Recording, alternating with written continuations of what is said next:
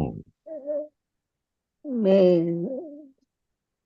சகவாசத்தாலும் உண்ட மீத உணவு சாப்பிட்டதாலும் அவர் சன்னியாசியாக மாறுறாரு. அதாவது தூய பக்தர்களின் அனுமதியோட அவரு. ஹரே கிருஷ்ண பிரபுஜி. ஹரே அவங்க கிருஷ்ணா. நாரதரோட வாழ்க்கை முறை, அவரோட பிறப்பு பத்தி, அவர் இந்த பிறவி எடுத்தது, அதை பத்தி அவர் எப்படி தூய்மையாகி முன்னாடி வந்தாங்க அதெல்லாம் பார்த்தோம். ஹரே கிருஷ்ணா. ஸோ நம்ம அதான் பார்த்துட்டு இருக்கோம். நாரதருடைய பூர்வ ஜென்மத்துல அவர் எப்படி அவருக்கு அந்த வேதாந்திகளுடைய சகவாசத்துல எப்படி அவர் தூய்மை பெற்றாரு அப்படின்னு அதை பத்தி பார்த்துட்டு இருக்கோம். ஓகே, இன்னைக்கு நம்ம 1.5.26ல நம்ம அந்த ஸ்லோகத்தினுடைய கருத்து என்னன்னு பார்த்தீங்கன்னா, இந்த கிருஷ்ண கதை கேட்கறது நம்மளுடைய பக்தியினை தூண்டுகிறது, பக்தியினை நம்முள் எழுச்சி கொடுக்கிறது அப்படின்னு பார்க்க போறோம். இந்த ஸ்லோகம் நாரத முனியின் வாழ்க்கையில் அனுபவம். ஆக்சுவலி சாது சங்கம், சிரவணம், ருச்சி இவையெல்லாம் எப்படி உருவாகின்றன என்பதனை பற்றி இது விளக்குகிறது. ஸோ நம்ம ஸ்லோகத்தை பார்க்கலாம், அது அப்புறம் நம்ம டீட்டெயிலாக இது பண்ணலாம். Just give me a second. Hare Krishna Hare Krishna Hare Krishna Krishna Krishna Hare Hare, Hare Rama Rama Rama Hare Hare, Hare Krishna Krishna Krishna Hare Hare, Hare Rama Rama Rama Hare Hare, Hare Krishna Krishna Krishna Hare Hare, Hare Rama Rama Rama Hare Hare, Hare Krishna Krishna Krishna Hare Hare, Hare Rama Rama Rama Hare Hare. So யார் படிக்கிறீங்க ஸ்லோகம்? நான் படிக்கிறேன். ஸ்லோகம் இல்ல, சரி, படிங்க மாதாஜி. ஓகே. பதம் 26. தத்ரான் பகம் கிருஷ்ண கதா பிரகாயாதாம் அனுகிரகேன ஸ்ருணவம் மனோகராக ஸ்ரத்தையாமே அனுபதம் விஷ்ணுவதக பிரியஸ்ரவணி அங்க மாபாவத் ருச்சிஹி. பிரியஸ்வரசி அங்க மமபாவத் ருச்சி. ஓகே, ருச்சிஹி. ஓகே. ஸோ மொழிபெயர்ப்பு வேற யார் படிங்களா? இன்னொருத்தருக்கு சான்ஸ் கொடுக்கலாம். வியாசதேவரே அச்சிறந்த வேதாந்திகளின் சகவாசத்தாலும் கருணையினாலும் பகவானின் கிருஷ்ணரின் வசீகரமான லீலைகளை பற்றி அவர்களது உரையாடலை என்னால் கேட்க முடிந்தது. இவ்வாறு கவனமாக கேட்டதனால் பரமபுருஷரை பற்றி கேட்பதில் உள்ள எனது சுவை ஒவ்வொரு அடியிலும் அதிகரித்தது. ஹரே கிருஷ்ணா. தேங்க்யூ மாதாஜி. ஹரே போல். ஸோ என்ன சொல்றாரு வியாசதேவரே? யார் சொல்றா? நாரதர் சொல்றார் வியாசதேவர்கிட்ட. வியாசதேவரே அச்சிறந்த வேதாந்திகளின் சகவாசத்தாலும் கருணையாலும் பகவான் ஸ்ரீகிருஷ்ணரின் வசீகரமான லீலைகளை பற்றிய அவரது உரையாடலை என்னால் கேட்க முடிந்தது. இவ்வாறு கவனமாக கேட்டதால் பரமபுருஷரை பற்றி கேட்பதில் உள்ள எனது சுவை ஒவ்வொரு அடியிலும் அதிகரித்தது. இதுல பாருங்க, நமக்கு எவ்வளோ மெசேஜஸ் நமக்கு இருக்கு பாருங்க. ஒன்று, நம்ம எப்படி கேட்கணும், தட் இஸ் வேதாந்திகள் அப்படின்னா குருஸ்தானம் இல்லையா? அவங்க கிருஷ்ணர் லீலைகளை எடுத்து வைக்கும் போது எப்படி கேட்டார்? என்ன சொன்னாரு? கவனமாக கேட்டதுனால் இல்லையா? நம்ம பார்த்துருக்கோம். இந்த சவுனக ரிஷிகளும் எப்படி கேட்குறாங்க, எல்லாம் இல்லையா? ரொம்ப கவனமாக, ஹம்பிள், பணிவாக இருந்து கேட்கணும். பாகவதத்தையும் நம்ம கிரந்தங்கள் கேட்கும்போது பணிவாகவும் கவனமாகவும் நான் கேட்க வேண்டும். அவங்க எதை பத்தி, எந்த டாபிக் பத்தி பேசுறாங்க? அவங்க கிருஷ்ணரின் வசீகரமான லீலைகளை. ஸோ இது பர்பட் போல டைரக்டா பர்பட் ரொம்ப அழகா இதுல கொடுத்துருக்காங்க. ரொம்ப நல்லா ரொம்ப அழகா வர்ணிச்சிருக்காங்க.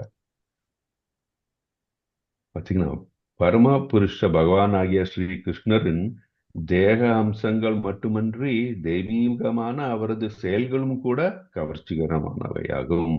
பரமபுருஷர் அவருடைய பெயர், புகழ், உருவம், திருவிளையாடல்கள், பரிவாரம், உபகரணங்கள் முதலியவைகளில் பூர்ணமாக இருப்பதுவே இதற்கு காரணம். ஏன்னா இஸ் ஆல் இல்லையா? ஆல் நம்ம என்ன பார்த்து 6 இது இல்லையா? 6 ஒப்புலன்சஸ் பார்த்துருக்கோம் நம்ம. கிருஷ்ணர் தான் வந்து எல்லா அழகு இல்லையா, எல்லா வெல்த் இல்லையா, எல்லா புகழ், எல்லா அழகு, புகழ், எல்லா வலிமை, எல்லா எல்லா வலிமை, உறவு, உறவு, துறவு இல்லையா, எல்லாம் வந்து பார்த்தீங்கன்னா கிருஷ்ணர் தான். ஸோ அவர் முழுமை பெற்றவர். அவர் அந்த முழுமையான கிருஷ்ணன் உருவத்தை பார்க்கும்போது அது என்ன ரொம்ப என்ன தரும் நமக்கு, ரொம்ப மனதில் நமக்கு இது பிளிஸ் இல்லையா, ஆனந்தம் தரும் நமக்கு. ஸோ பரமபுருஷ பகவான் ஸ்ரீ கிருஷ்ணன் தேக அம்சங்கள் மட்டுமன்றி அவருடைய செயல்கள் கூட கவர்ச்சியாக, ஸோ அவர் லீலைகள்லாம் ரொம்ப கவர்ச்சியானது அப்படின்னு சொல்றாங்க. ஏன்னா இந்த இதற்கு என்ன காரணம் அப்படின்னு பார்த்தா, அவர் பூர்ணமாக இருப்பதுதான் காரணம். ஹி இஸ் த அப்சல்யூட் இல்லையா, அந்த பூர்ணமாக இருக்கிறதுனால, பிகாஸ் அவரை தவிர வேற அவருக்கு ஈடாகவோ அவருக்கு மேலாகவோ யாருமே கிடையாது. அந்த மாதிரி எல்லாம் அப்சல்யூட் இது பார்க்கும்போது நமக்கு அந்த ஆனந்தம் வருகிறது. பகவான் தனது அகாரணமான கருணையால் இந்த ஜட உலகில் ஒரு மனிதராக அவதரித்து பல்வேறு தெய்வ லீலைகளை நிகழ்த்துகின்றார். இதனால் மனிதர்கள் லீலைகளால் கவரப்பட்டு அவரது உன்னத திருவுலகுக்கு திரும்புவதற்கு வழி ஏற்படுகிறது. ஸோ அவர் லீலையினால் என்ன ஆகுது, மனிதர்கள் அவர் கவரப்பட்டு அவருடைய திருவுலகத்துக்கு செல்றதுக்கு வழி வைக்கிறது. ஸோ மக்கள் இயற்கையாகவே பல்வேறு பௌதிக செயல்கள் ஈடுபட்டுள்ளவர்களை பற்றிய சரித்திரங்களும் கதைகளும் கேட்கும் இயல்பை பெற்றுள்ளோம் இல்லையா. நம்ம வந்து ஒருத்தரை பற்றி ஒன்றும் இல்லைன்னா கூட அந்த பௌதிகத்தில் இருக்கிறவங்க கூட என்ன யாரை பற்றி ஏதாச்சும் கேட்கணும், இல்லாட்டி வந்து ஏதாச்சும் என்ன நியூஸ்ன்னு பார்க்கணும், இல்லை வந்து மற்றவங்களை பற்றி இல்லை ஹிஸ்டரியை பற்றி ஏதாச்சும் ஒன்று கேட்டுகிட்டே இருக்கணும். அவங்களுக்கு எல்லாத்தையும் பற்றி தெரிஞ்சுக்கணும்னு ஒரு ஆர்வம் எல்லாவர்களும் இருக்கு. ஸோ பௌதிகத்தில் ஈடுபடுபவர்கள் வந்து கிராம கதையில் அதில் ஈடுபடும் போது ஏதாச்சும் பிரயோஜனம் உண்டா? கண்டிப்பாக கிடையாது. ஆனால் அந்த கதை கேட்கும் இயல்பினை பகவானை பற்றி கேட்கறதுக்கு வந்து உட்பட்டால் என்னன்னா அந்த நேரம் வீணாகிறது இல்லை. ஏன்னா பகவானை பற்றி கேட்கும்போது நம்ம மனது தூய்மை அடைகிறது. அந்த தூய்மை அடையும் போது நம்ம ஆன்மீக வெற்றியை வந்து ஒருவர் அடையலாம். ஸோ அது மாதிரி பகவானின் நிலைகளை பற்றிய கதையை கேட்கும்போது நம்ம பரமபுருஷர் நேரடியாக தொடர்பு கொள்ள முடியும். எப்படி நேரடியாக தொடர்பு கொள்ள முடியும்? பகவானை பற்றி பகவானை தவிர வேற எதுவும் மனதில் இல்லாத பொழுது பகவானுடன் நமக்கு அந்த கனெக்ட் இல்லையா, அந்த கனெக்ட் நமக்கு உருவாகிறது. அப்படி பண்ணும்போது என்ன, நம்ம வந்து பகவானை சென்றடைகிறதுக்கு அது வழியை வகுக்கிறது அப்படின்ட்டு நமக்கு தெரிகிறது. ஸோ அந்த பகவானின் திருவிழாக்களை பற்றி கேட்கும்பொழுது ஒருவரால் அவரது சகாக்கள் ஒருவராக ஆக முடியும் என்பதே இதன் முக்கிய கருத்தாகும். நாரதர் நித்திய வாழ்வையும் அளவற்ற அறிவையும் ஆழங்காண முடியாத ஆனந்தத்தை பெற்றுள்ளார் இல்லையா. பகவானில் லயித்திருக்கும் போது அதை விட ஆனந்தம் எதுவுமே கிடையாது. நம்ம பார்த்துருக்கோம் கிராம கதை, இல்லை நம்ம சினிமாவே பார்க்குறாங்க எல்லாரும், சிலவங்க பௌதிகத்தில் இருக்கவங்களே இருக்கட்டும். அந்த மாதிரி இருக்கு. அது ஏதாச்சும் ஈடுபடும் போது என்ன, அது கொஞ்ச நேரத்துக்கு அப்புறம் அது என்ன திகட்டிடும். சுவையுள்ள ஒன்று நம்ம சாப்பிட்டா என்ன சீக்கிரம் அது திகட்டிடும். நல்ல மியூசிக் கேட்டால் கூட அது கொஞ்ச காலத்துக்கு அப்புறம் அது நம்ம திகட்டிடும். ஆனால் பகவானை பற்றி நம்ம வந்து கேட்குற அவருடைய லீலைகளை பற்றியோ நம்ம வந்து இந்த மகா மந்திரத்தை நம்ம வந்து சேன் பண்ணும்போதோ நமக்கு திகட்டாது. ஏன்னா பகவான் இல்லையா, அவரை பற்றி கேட்கும்போது நமக்கு வந்து அளவு கடந்த மகிழ்ச்சி நம் மனதில் தோன்றுகிறது. அப்படியே மகிழ்ச்சி மட்டும் இல்லை, அவர்கள் லயிக்கும் போது நம்ம அவருடைய திருநாட்டுக்கு சென்றடைய முடியும். இது வந்து அவருடைய திருநாட்டுக்கு சென்றடைய முடியாது யாருடைய குறிக்கோள் பார்த்தீங்கன்னா அறிவுள்ளவருடைய குறிக்கோள். அறிவில்லாதவர்கள் என்ன பண்ணுவாங்க, அவர்கள் வந்து பௌதிகத்தில் ஈடுபட்டு அவர்களுடைய இது அவர் புலன் இன்பத்திற்காகவோ இல்லை பலநோக்கு செயல்களுக்காகவோ அவர் ஈடுபடுகிறார். அது ஒரு காலம் அவர்களை முன்னேற்றத்துக்கு செல்லாது அப்படின்ட்டு நமக்கு கிளியரா நமக்கு இதுல தெரிகிறது. இந்த ஸ்லோகத்துல பார்த்தீங்கன்னா ஒரு 3 இம்பார்ட்டன்ட் வேர்டு எப்படின்னா கிருஷ்ண கதா இல்ல தத்ர அன்பகம் கிருஷ்ண கதா, கிருஷ்ணருடைய கதைகள் இதை பற்றி கேட்பது கிருஷ்ண கதை ரொம்ப முக்கியமானது. அதே மாதிரி பிரக்யாதாம், அதுக்கு அடுத்தது அனுகிரகேனா ஸ்ரத்தையா, எப்படி நம்பிக்கையுடனும் ஈடுபட்டும் நம்ம வந்து பகவானை வந்து அணுக வேண்டும். அப்படி இருக்கும்போது நமக்கு என்ன கிடைக்குது, ஆன்மீக ருச்சி. ஸோ இந்த 3 வேர்டு வந்து ரொம்ப முக்கியமான வார்த்தைகள் இந்த ஸ்லோகத்துல நமக்கு கொடுத்துருக்காங்க. ஸோ அது என்ன ஜஸ்ட் என்ன சொன்னாரு நாரதர், அங்கு நான் தினந்தோறும் கிருஷ்ணருடைய பாதையை கிருஷ்ணருடைய மனதை கவரும் கதைகளை சாதுகளின் that is முனிவர்களுடைய கருணையால் கேட்டேன். ஸோ தினந்தோறும் கேட்கும்போது என்ன ஆகுது, அவருக்கு அது எப்படி கேட்டார், அவர் நம்பிக்கையுடனும் படிவுடனும் கேட்கும்போது அவருடன் பக்தி ருசி உருவானது. இதுதான் மைய கருத்து இல்லையா? பக்தியின் ஆரம்பம் என்ன? ஸ்ரவணம். நம்ம கேட்டிருக்கோம். எதுக்கும் ஸ்டார்ட்னா ஸ்ரவணம் ரொம்ப முக்கியம். அந்த ஸ்ரவணம் இருக்கும் பொழுது என்ன ஆகுது, நமக்கு இடைவிடாது கேட்கும்போது நமக்கு வந்து இது பயனளிக்கிறது.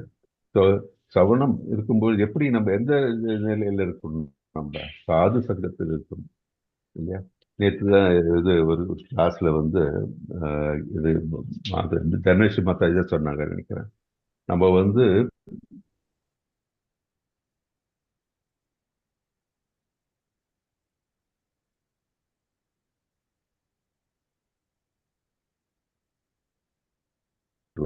அவர்களுக்கு இதயம் வந்து சுத்திகரிக்கப்பட்டு அவர்கள் வந்து பகவானை சென்றடையக்கூடிய அந்த தூய்மையான நிலையை அவர்கள் பெறுகிறார்கள். ஸோ சாது சங்கமம் வந்து ரொம்ப முக்கியம் அப்படின்ட்டு அதான் பிரபுபாதா பர்பட்ல சொல்லிட்டாரு. Association with devotees works like fire. சாது சங்கம் வந்து எப்படி தீ மாதிரி, தீனை விட்டு பற்றிக்கொள்ளும் இல்லையா? ஸோ அந்த மாதிரி வந்து சாது சங்கத்தில் இருக்கும் பொழுது மனது தூய்மை பெற்று ஒரு பக்தன் வந்து முன்னேறத்துக்கு வழி உண்டு அப்படின்ட்டு. ஸோ பக்தி ஆக்சுவலி ஒரு முயற்சின்னு நினைக்கக்கூடாது, அது அருள், பக்தர்களுடைய அருள், பகவானுடைய அருள் இருக்கும்பொழுது தான் பக்தியில் நாம் முன்னேற முடியும். ஆனால் நாம் என்ன செய்ய வேண்டும்? ஸ்ரவணம் ரொம்ப முக்கியம் இல்லையா?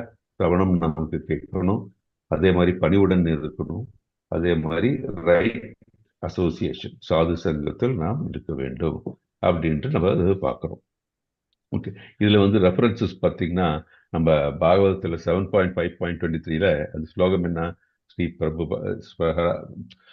பிரகலாதுவாச்சா ஸ்ரவணம் கீர்த்தனம் விஷ்ணு ஸ்மரணம் பாதசேவனம் அர்ச்சனம் வந்தனம் தாஸ்யம் சக்கியம் ஆத்ம நிவேதனம். ஸோ இதில் பார்த்தீங்கன்னா பக்தியின் முதல் அங்கம் என்ன? கேட்பது, கேள்வி. ஸோ அது கிளியராக நமக்கு எடுத்து வைக்கிறது. அதே மாதிரி அடுத்தது என்ன? ருச்சி. ருச்சி நமக்கு எப்படி வரும் அப்படின்னு சொன்னால் பாரதத்தில் வந்து 1.2.16 அதில் பார்த்தீங்கன்னா சுஷ்ருஷோ சர்தானஸ்யா வாசுதேவ கத ருச்சி சாமஹா சேவையா விப்ர புண்ணிய தீர்த்த நிவேதன. ஸோ தொடர்ச்சியாக கேட்பதால் நம்மளுடைய ஆசைகள், நம்மளுடைய டிசைர்ஸ் இல்லையா சுத்தமாக இருக்கிறது. அந்த மாதிரி எப்படி எது நடக்கிறதுனா சர்விங் த டிவோட்டீஸ். நிச்சயமாக நம்ம வந்து பகவானை சேவை செய்யணும் அப்படின்னா நம்ம பகவானுடைய சேவர்களை நாம் செய்ய வேண்டும் இல்லையா? என்னன்னா தாசானு தாசானு தாசானு தாசா அப்படின்றாங்க இல்லையா? அவ்வளோ ஹம்பிளா இருக்கணும். நம்ம டிவோட்டீஸை சர்வ் பண்ணும்போது பகவானை நாம் சர்வ் பண்ற மாதிரி அது. ஸோ அந்த மாதிரி சர்வ் பண்ணும்போது என்ன, ஒருவர் வந்து இந்த சிரவணம் வழியாக அவர்கள் வந்து நேரடியாக பகவானை சென்றடைய முடியும். ஸோ ருச்சி உருவாகும் முறை இதுதான் இல்லையா? அடுத்தது நம்ம என்ன பார்த்தோம் அப்படின்னு சொன்னா தட் இஸ் ஃபெய்த் இல்லையா? ஃபெய்த் முதல்ல பார்த்தோம். ஸ்ரத்தா ரொம்ப ரொம்ப அவசியம் அப்படின்ட்டு. ஸோ நாரதர் கேட்டது கிருஷ்ணர் கதை இல்லையா? கிருஷ்ணர் கதை எப்படி கேட்டாரு? சாது சங்கத்துல. ஸோ சாது சங்கத்தின் இம்பார்ட்டன்ஸ் நம்ம ஆல்ரெடி பார்த்துக்கிட்டோம் இல்லையா? ஸோ தினசரும் நம்ம அதனால நம்மளுடைய கடமை என்ன? தினசரி பாகவதம் கேட்க வேண்டும். கேள்வி ஸ்ரவணம் தினசரி இருக்க வேண்டும். ஸ்ரவணம் கேள்வி மட்டும் இல்லை, பிரபுபாதருடைய புக்ஸ், அதே மாதிரி வந்து நம்மளுடைய கிரந்தங்கள், இதை நாம் வந்து கவனத்துடனும் நம்பிக்கையுடனும் நாம் ருச்சி வரும் வரை பொறுமையாக அதை படிக்க வேண்டும். ஸோ ருச்சி வந்து உடனே ஓகே நான் இன்னைக்கு வந்து பண்ணல சேர்ந்தாச்சு, இப்போ நான் பக்தி தொண்டு அப்படின்னு சொல்லி நான் வந்து கிளாஸ் அட்டன் பண்றேன், ருச்சி உடனே வந்துடுமா? கண்டிப்பா வராது. அதே மாதிரி நம்ம சாண்டிங் பண்றோம், சாண்டிங் பண்ண உடனே நமக்கு எல்லாரும் எனக்கு என்ன அந்த எக்ஸ்டசி அந்த ஸ்டேஜ் வரலையே அப்படின்னா அது கிடையாது இல்லை. அதுக்கெல்லாம் ஸ்டெப்ஸ் இல்லை, டைம் இருக்கும் எல்லாத்துக்கும். ஸோ ருச்சி வரும் வரை ஒரு பக்தர் பொறுமையாக இருக்க வேண்டும். ருச்சி இல்லையே என்ற குறையை வந்து மனதிலிருந்து எடுத்துக்கணும். சில டிவோட்டி சொல்றதை கேட்டிருக்கேன், நான் வந்து ரொம்ப ஈடுபட்டு இருக்கேன், ஆனால் எனக்கு ருச்சி மனசுல வரலன்ட்டு. அதே மாதிரி சில பக்தர்கள் எனக்கு வந்து அது எக்ஸ்டசி வருது அப்படின்னு, நம்ம வந்து அது எக்ஸ்டசியா இல்லை நம்மளுடைய அதை என்ன சொல்றது, நம்மளுடைய அது ஒரு மூடா நம்ம பார்க்கணும். அந்த ருச்சி அப்படின்னா நம்ம உள்ளுக்குள்ள இருந்தே வரணும். ராகானுக இல்லையா சொல்லியிருக்கோம். அப்போ மனசுக்குள்ள இருந்தே அது நமக்கு தோன்ற வேண்டும். ஸோ அது வரைக்கும் நம்ம காத்திருக்க வேண்டும். ஆனால் நம்ம கடமை என்ன? நம்மளுடைய சாதனைகளை நிறைவது. இது ஒரு குறையின்றி செய்ய வேண்டும். ஸோ அது பார்த்தீங்கன்னா நிஸ்கான் நமக்கு வந்து இதுக்கு நல்ல ஒரு பிளாட்ஃபார்ம் கொடுத்துருக்காங்க.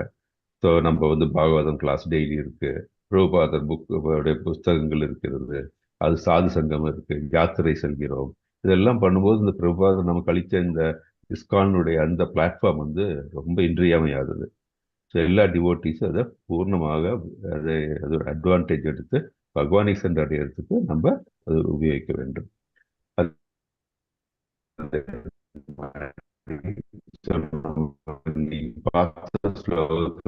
சம்மரி என்ன?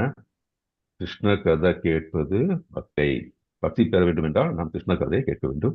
எப்படி கேட்க வேண்டும்? அதை பணிவுடனும் அதை வந்து முழு நம்பிக்கையுடனும் நாம் கேட்க வேண்டும். அப்போதான் நமக்கு அந்த ருச்சி நமக்கு வரும். அந்த ருச்சி வரணும் என்றால் ஒரு ரொம்ப இம்பார்ட்டன்ட் ஆஸ்பெக்ட்னா சாது சங்கத்தில் இருக்க வேண்டும். ருச்சி நமது முயற்சி அல்ல, அது கிருஷ்ணரின் அருளானது. ஸோ நம்ம நாரதரை போல நம்மளுக்குள் அந்த பக்தி நமக்கு தோன்றிய பக்தி எழுச்சி வர வேண்டும் என்றால் நமக்கு முக்கியமானதுதான் கிருஷ்ண கதா, ருச்சி, அதே மாதிரி சாது சங்கா. ஹரே கிருஷ்ணா கிருஷ்ண கிருஷ்ண ஹரே ஹரே, ஹரே ராம ராம ராம ஹரே ஹரே. ஏதாச்சும் டவுட் இல்லை ஏதாச்சும் நீங்க ஷேர் பண்ண விரும்புறீங்களா? நம்ம 2 மினிட் இருக்கு. ஹரே கிருஷ்ணா. பிரபுஜி உன்னதால் சுருக்கமா சொல்லுங்க பிரபுஜி. ஹரே கிருஷ்ணா. ஸோ ஹரே கிருஷ்ண பிரபு. ஸோ நம்ம இந்த ஸ்லோகத்தினுடைய சாராம்சம் அப்படி என்னன்னா, தட் இஸ் நமக்கு வந்து மனதில் இப்போ நாரதருக்கு எப்படி வந்து அந்த பக்தியானது உள்ளே தோன்றினது, நம்ம அதுக்கு முன்னாடி நமக்கு என்ன பார்த்தோம் இந்த ஸ்லோகத்துலன்னா, எல்லார் மனதிலையும் வந்து இந்த பக்தி இருக்கு, ஆனா அது உஷ்டி வெளிக்கொண்டு வரணும். அது எப்படி அப்படின்னா, பக்தி நமக்கு வரணும் அப்படின்னா ஃபர்ஸ்ட் நம்பிக்கை இருக்கணும். நம்பிக்கை இருக்கணும் அப்படின்னு சொன்னா பகவானின் மேல் நம்பிக்கை இருந்து. ஹரே கிருஷ்ணா. ஹரே கிருஷ்ணா. பேக்ரவுண்ட்ல okay. Hare Krishna. Thank you. So நம்ம வந்து அந்த பக்தி நமக்குள்ள இருக்கிற அந்த பக்தி உசுப்பி வெளியே வரணும்னு நான் ஃபர்ஸ்ட் மெயின். அது வந்து நாரதருக்கு எப்படி அந்த முனிவர்களிடம் இருந்த அந்த சவகாசத்தா அந்த இருந்த அந்த டார்மெண்டா இருந்த அந்த பக்தி வெளியே வந்ததோ, அது மாதிரி வெளியே வரணும்னா நம்ம கிருஷ்ண கதை கேட்கணும்.